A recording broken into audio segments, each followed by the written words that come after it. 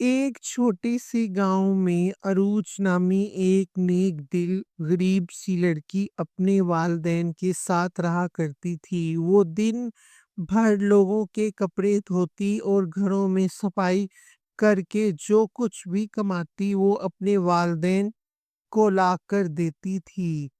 عروج کو اللہ پاک پر بہت بھروسہ تھا۔ وہ ہر کسی سے یہ کہتی تھی کہ ایک دن میرا اللہ پاک مجھے میری محنت کا صلہ ضرور دیں گے۔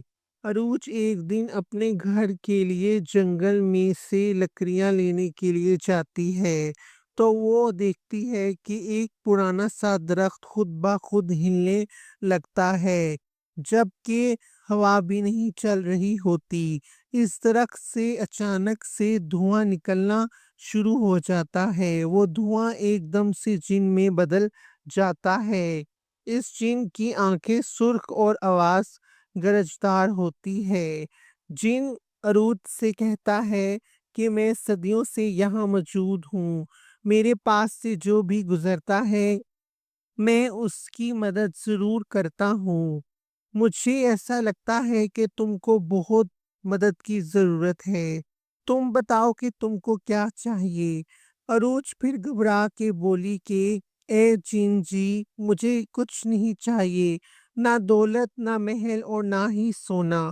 اگر کچھ چاہیے تو میں اپنے والدین کی صحت اور میری محنت میں مجھے برکت دے دو تاکہ میں کسی اچھے گھر کا کام کر کے اچھی سی کمائی کر سکوں۔ جن عروج کی یہ بات سنتے ہی مسکرایا اور آگے سے بولا کہ تم کتنی نیک اور سچے دل کی لڑکی ہو۔ پھر جن نے آسمان کی طرف دیکھا اور اچانک سے غائب ہو گیا۔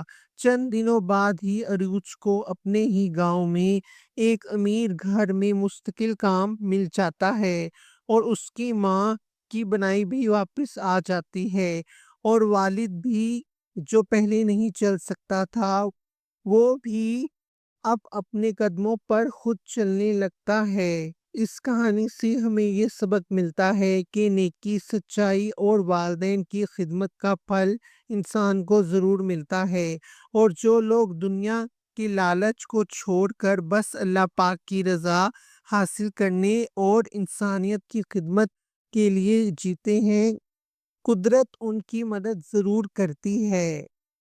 اگر آپ کو ہماری یہ کہانی پسند آئی ہو تو پلیز ویڈیو کو لائک کریں اور اپنے دل کی بات کمنٹ میں ضرور لکھیں، اور ہمارے چینل کو سبسکرائب کرنا نہ بھولیے گا۔ آپ کا بہت بہت شکریہ۔